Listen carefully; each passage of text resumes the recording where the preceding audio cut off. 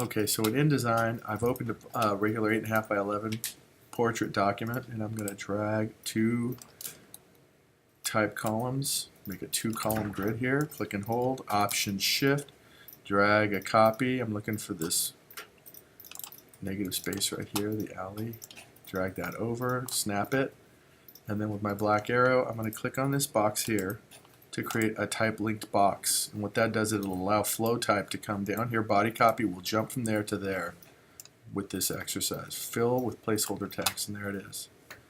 Now what I'm going to do is I'm going to go and create an ellipse frame, and I'm going to drop it right in the middle, Option Shift to create it, and then I'm going to go to File, Place, find my vector mask that I just completed, and hit Open on this.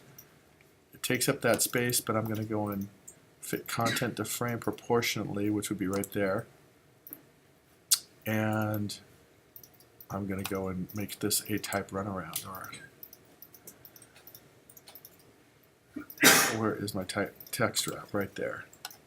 Text wrap, and text wrap around the object shape, wrap around the bounding box.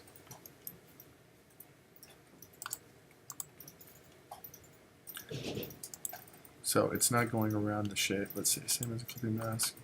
Detect the edges. There's all these different options, and I like that one the best actually, because regardless of what the shape was, it's going around the actual vector information that I created for that particular vector mask.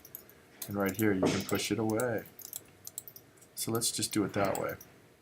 And then if I go and deselect everything and I hit W, I can preview what that looks like.